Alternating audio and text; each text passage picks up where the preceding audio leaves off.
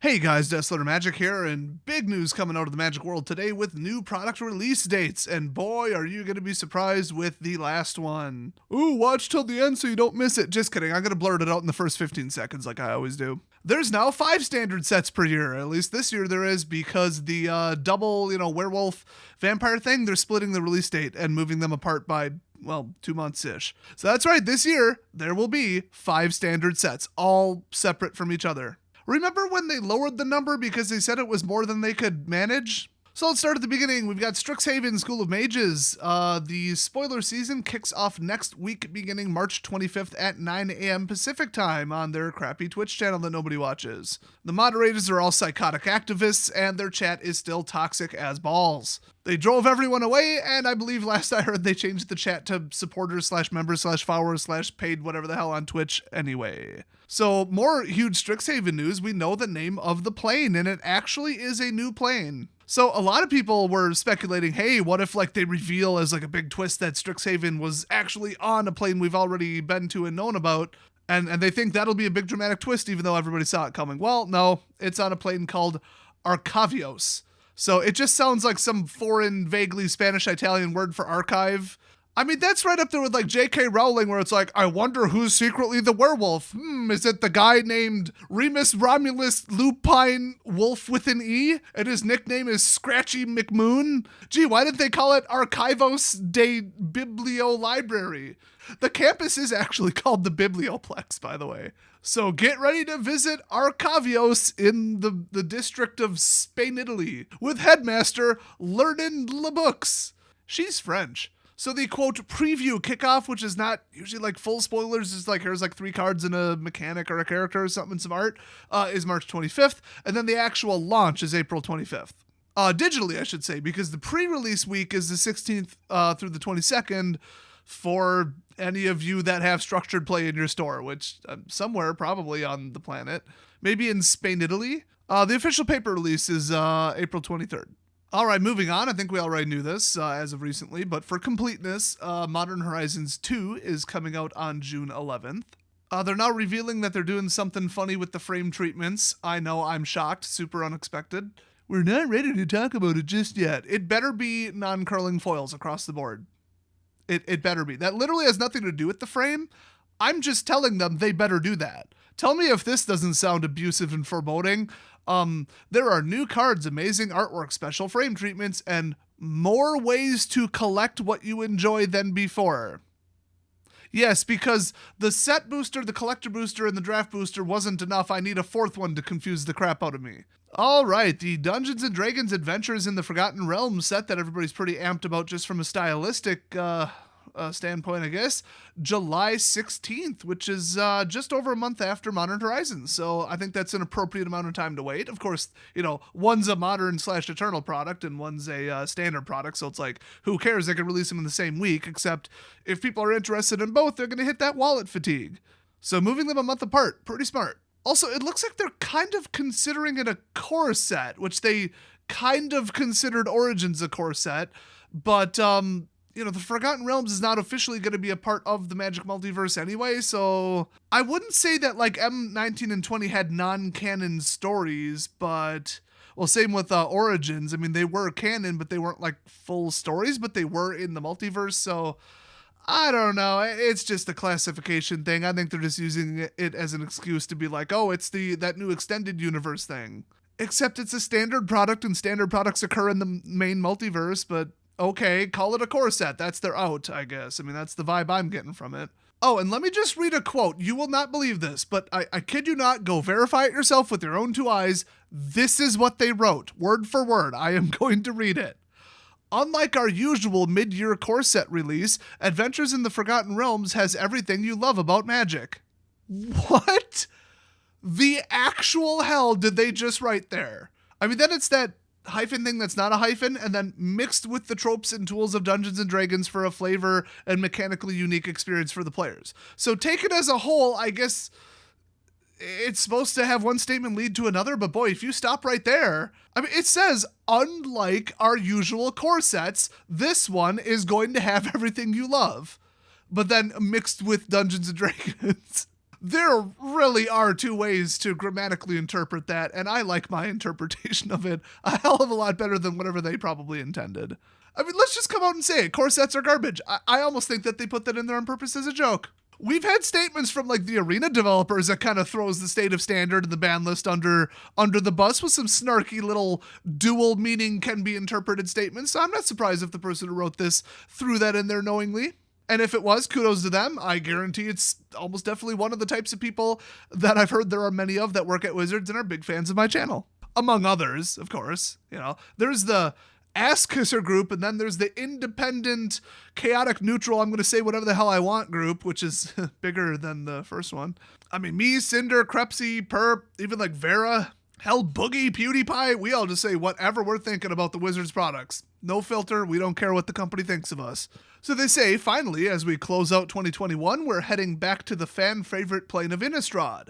That is not correct. The fan favorite plane is Ravnica. Every time they've ever taken a survey after Ravnica came out, it has been Ravnica. In fact, that statement was just reiterated by Mark like 2 weeks ago, so I know it's still true, unless something changed recently.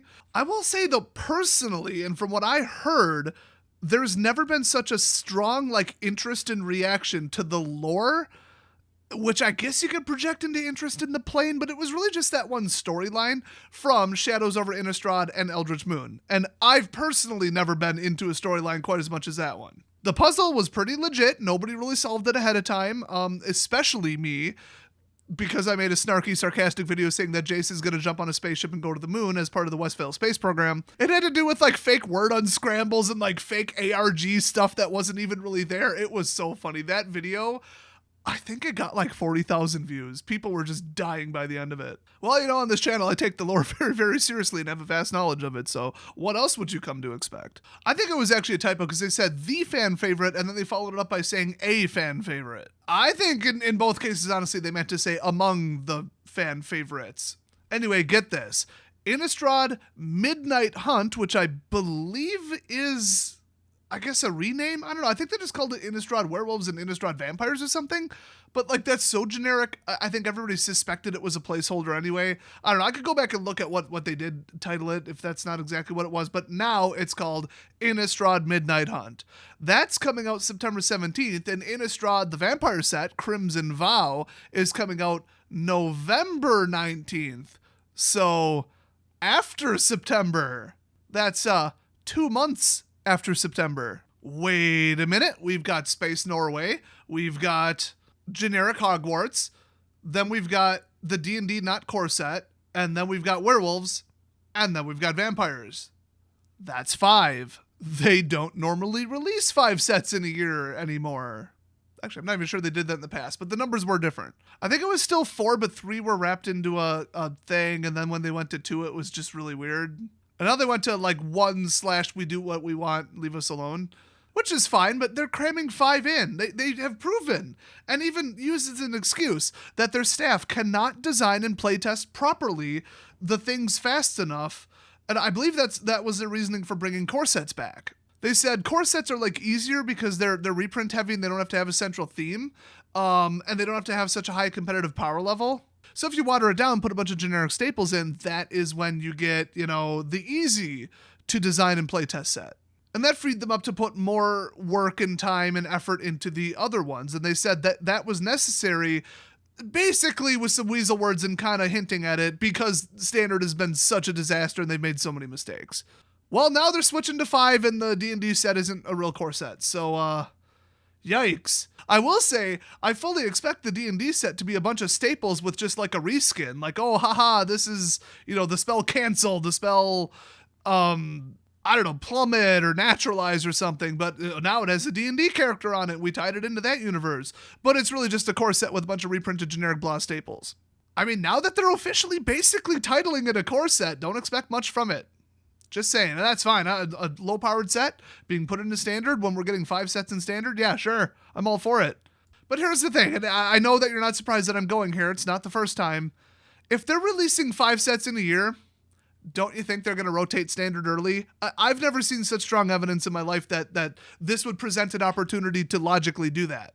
If they're like, okay, we're going to do it every 6 months instead of every year, or we're just doing it early just this one time, but we're tacking on 2 sets at the end of the year. So you only have to wait 2 months in between, the release of Werewolves and Vampires. So people might be like, oh, okay. The big thing was people wanted to use their expensive dual lands longer. But, I mean, when they were talking about it, the lands cost a lot more. I think there was, what was it? Check lands and scry lands or pain lands or something. I don't know. Temples ain't worth nothing. Maybe even fetch lands were legal back then. Or the memory of them was fresh in people's minds. And they're just like, if you cut those off by 6 months, it's just going to be more expensive to play. Now, people were whining about the other cards, but it's like, well, as in like their whole deck. They said they wanted to run their whole deck until it rotates out. Newsflash, every time a new set comes out, you have to rebuild your deck, either tweak it or replace it, because there's a whole new meta, everything changes, it's probably not competitive anymore, or bare minimum, you have to upgrade it. Okay, so there's no such thing as, okay, post-rotation, new set comes out, boom, I built the deck and I'm going to run that forever. I'm not saying you can't do it, it's just you can't do it and continue to win the same way on day 1 as day 365, just saying. So that argument was completely irrelevant, and they have proven time after time, year after year, that people are like dragging themselves across the finish line to the rotation because 8 sets is too many and the decks get way too powerful and abusive and obnoxious to play against. So everybody benefits. And the whole, I want to play my deck for a year and a half, whatever the actual window is, I forget. No, but having to rebuy the lands, it's like, yeah, okay. But what if you're running like $8 lands and $20 lands come out and they're better?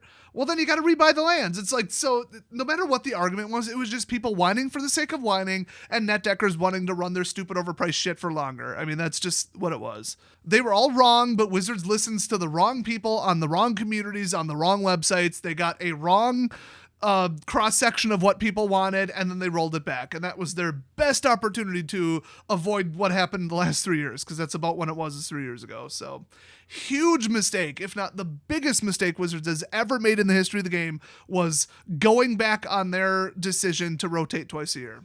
They even had the math to support it, too, because they said it's instead of 3 and then 1 core set and then 3 and then 1 core set where we can't partially do it. Well, now that we're going 2 or we're moving towards 1, we can rotate it whenever the hell we want. And 8 sets is too many, so we're going to shrink it to 6 max. It made sense. You wouldn't cut a block in half by doing it that way then. So it made absolutely perfect sense, and it just drives me nuts that they went back on that. Ever since, me and anybody who really has a fundamental understanding of how all this works and how fairness and math works have been saying since then, you need to go back to rotating twice a year. So why else would they go to 5 sets in a year when they have made statements saying that we don't want to and can't maintain or sustain that level of playtesting and design? What would be the strongest reason? And the strongest reason is because, okay, we're doing 5 this year, we're going to rotate it early, maybe they'll do 5 every year, I hope not, or just this is a one-time thing to placate people or whatever. I don't care. I want to hear that announcement. I'm looking forward to it. Do I actually think it'll happen? I'd give it like a 60-40, and the 40 would be them doing it. I think it's slightly less likely than likely, but not impossible, not even unlikely. So I'm just waiting for that announcement. So anyway, we got some last little details that they like to throw in just to kind of tease people and get us thinking, which is always fun. I always like that.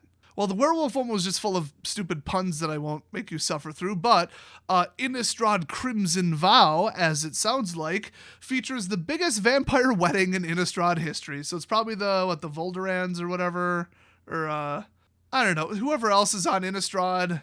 I'm sure it'll be a disaster and a bunch of people are going to die, which, good, I hate vampires. Twilight ruined vampires forever. I never did like the idea of vampires. I'm just like, okay, the best way I could describe it is I think there was like a Key and Peele skit or some kind of SNL skit or something where some just random Joe off the street becomes a vampire because they like bit him or whatever. And then he goes to their like meetup and they're all wearing like Victorian stuff and acting emo, wearing black and the eyeliner. And he just like straight face rips them apart over it. He's like, do I have to dressed like you guys because that's really not my style? And he just shows up in like jeans and a t-shirt. He's like, why are you guys like, why does everything have to be sexual with you guys? Like, why are you acting that way? I don't get it. And they're like, cause we're vampires and we're emo and we're like super hypersexual. And this is random Joe's is like, well, I'm not gonna do that. And I'll be honest with you, I'm not really into makeup either, so I don't think I'll be wearing the eyeliner. Never been into that Hot Topic look. Never been into the Victorian look. I think I'm just gonna keep wearing this. And then he ends with just like, I don't think I'm going to hang out with you guys. You're not really my type of crew. That is what I think of vampires. Yes, 1,000,000 times yes. Finally, someone who gets it. It's just like the Matrix. Like, we're going to go into the Matrix. So let's bring some really high-end guns. Let's get proper training. Let's do this real tactical. Let's approach it professionally. And on the way in before the mission, we're stopping at Victoria's Secret to get some weird skin-tight leather. What? Tac vests, all black, SWAT stuff. Tac 511 pants, all black. That wasn't an option. Military generic BDUs. That didn't cross your mind. Just generic stealth infiltration suits. Just some kind of like special ops shit. No, you want to go with the BDSM leather? Okay. I mean, you do you. It doesn't look that easy to do cartwheels in it, I'll be honest. It doesn't look like it has much flex, but I mean, Trinity can get them high kicks going. I could be wrong. I've never personally worn an outfit like that, so can't really speak to that. So anyway, the point of that little tangent is I'm not interested in that set. I also kind of hate werewolves. Ooh, let's act all beastie and eat meat and act like a werewolf even when I'm not a werewolf just because, I'm a free big animal in touch with my primal. Just shut up and live your damn life. In fact, look for a cure. And avoid silver. By the way, if I ever became a vampire, as if that was a real thing, no garlic? No garlic bread? No pizza? No dipping sauce at Little Caesars? Are you kidding me? Stake myself through the heart, day one. I am not going to live in a world without garlic. When the recipe says add 1/8 clove of garlic, I'm like, add the whole bulb. Gotcha. Chop, chop, chop, done. And a little garlic powder in just in case. So I hope the werewolves show up and actually ruin the wedding. That would be pretty funny. So yeah, I mean, what do you guys think of the shocking new announcement that the werewolf set and the vampire set will be offset by 2 months? I mean, nobody knew that's what was happening. In fact, they were like right next to each other on the release calendar. They were like, right vertically aligned on the time axis, perpendicular to the time axis. You know what I mean? You've seen it. I do find it interesting that even on the revised one, which now shows Modern Horizons almost in the correct position, well, let me think. Yeah, I mean, it's off by a couple pixels. It should be a little bit to the left. I mean, if you measure a time spiral is a little too far into April, just pixel-wise, but there's still a gap where like nothing comes out as a bonus supplement in Q3 and Q4, and we already know that they moved up Modern Horizons to June. So did they do it because Innistrad is boom boom at the end of the year? Now it's two separate things? Yeah, maybe. They kind of implied that this is the entire 2021 release schedule. But in contrast, I mean, do we see every single Secret Lair announcement on there? No. So my thinking is with the design time that they took to now build 5 entire sets, plus Time Spiral Remastered and Modern Horizons, they just don't have the staff time to do another well-designed draftable set. So I think like a fully pre-done, pre-printed anthology set is coming out in late 2021. I think it'll be Commander Anthology. You take 4 decks you already designed in the past, you print them off again, you put them in a box, and you sell them to people. Not difficult, plain easy cash grab. But you guys know, every year after, a Commander deck comes out, it goes up in price. Because there's less and less around, and that, includes the front card and any singles that are unique to it, of course. So they're kind of like helping the community by running something off again that was in the past because, well, they're quite simply driving the price back down to something reasonable. So I think we're going to see that now. Why they would feel the need if they're doing that to not announce it now, I don't know. I mean, 1, they like surprises, and 2, when something's a 100% reprint, they don't want to give people enough lead time to, adjust their speculations on it and sell off stuff, affect prices long term and everybody panics and all that. And they've been accused of, making more and more and more products every year. Well, not even accused. That is factually what they're doing. But people have said that that's bad. So if they had, 1 or 2 extra little products that are going to be this year, maybe keep it to yourselves until the last second. So I'm still feeling like that is a distinct possibility. But other than that, this is the rest of the release schedule for the rest of the year. So my recommendation, as always, is buy as little as you can and spend as much money on, self-defense items in general and ammunition for said items and food and safety and, watch out for yourself kind of stuff because 2021 is about to probably go downhill really hard. Financially, economically, weather-wise, giant weather events caused by energy level change in the atmosphere from climate change. We got wars heating up and Biden sitting there fanning the flames. It's all lining up to the point where if you don't see the writing on the wall and more than any other time want to kind of prepare for the worst, then, well, you're an idiot. Nothing funnier than some formerly rich person who didn't have anything lined up in case of emergency enters an emergency situation where their money doesn't mean crap, and they didn't take the time to get any discernible self-defense skills, any self-defense items, or any kind of resources they need to live, like secured water and food. Well, rich guy, I guess you're not as smart as you think you are. Anyway, my finances are already a disaster, so I just applied to 2 more IT jobs just today, both of which I am unbelievably overqualified for. One of them only requires a high school diploma. I have 15 years commercial IT experience, 4 of which were management. Head level, C-level executive management of the IT department. And 2 of the years were large medical. And one of them, let's just say I'm uniquely specially qualified for, and I wrote a very heartfelt, touching cover letter.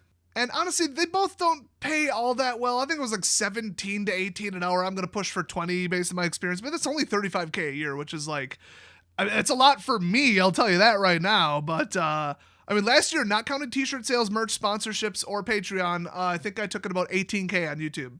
Now remember, they didn't pay me at all for 6 weeks because of a glitch in their system. So if that sounds low, yeah, should have been closer to like, what, 21, 22, something like that. But yeah, that's what I'm living on. So honestly, you guys on Patreon are like the only reason I haven't already gotten another job. And if I work 40 hours a week, my level of editing and number of videos is going to go down drastically. And quite a lot of you don't want that to happen. So hey, you know, supporting the channel and supporting the affiliates. I actually have 2 new sponsors coming up. Hopefully you guys aren't too pissed. One's really cool and the other one's really, really cool. So, you know, just saying. But like, considering how many I reject because they're just complete absolute shit, and the fact that a Discover card not only costs you nothing but makes you $50, I don't think I've heard a single complaint about my advertisements that I throw in once a month. So please continue to tolerate those so that I potentially don't have to take these IT jobs. I don't know. The stimulus check would help if it ever showed up. But just this last week, we had an unfortunate sequence of events that cost me about $900 out of pocket, which is like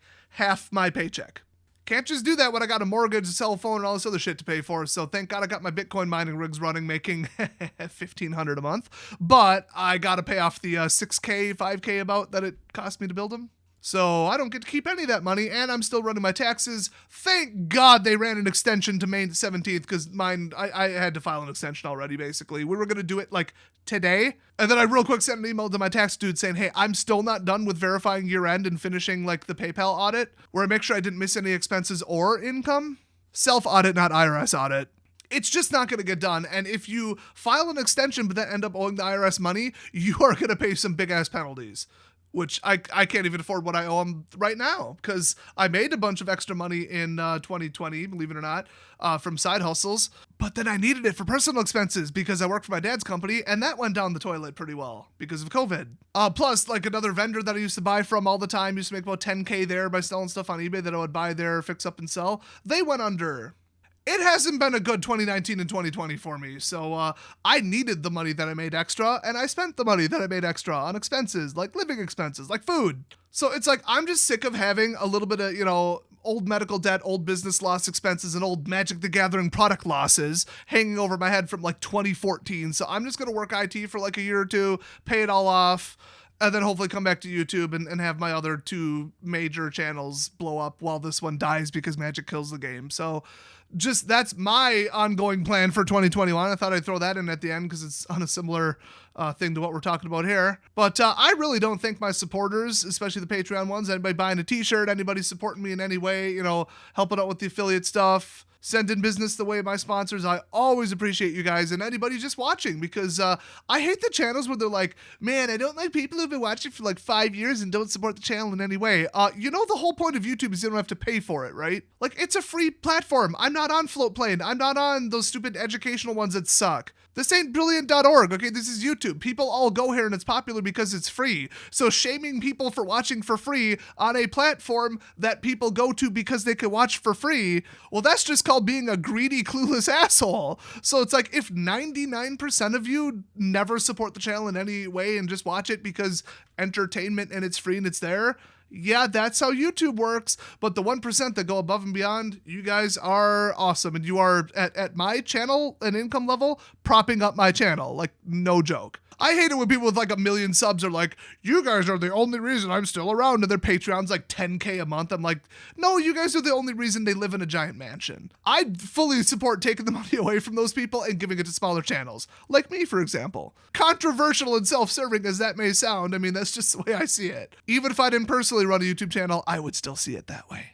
So thanks for watching. I'm going to go today and tomorrow, get real heavy into filming some cool electrical neat gadget building and other stuff for my EST channel, so watch for that. And if you made it this far in the video, I'll give you the same hint that I did during my live stream for the couple of you that showed up to that. April Fool's Day is going to be freaking wild on my channel. You'll know it when you see it, and oh my gosh.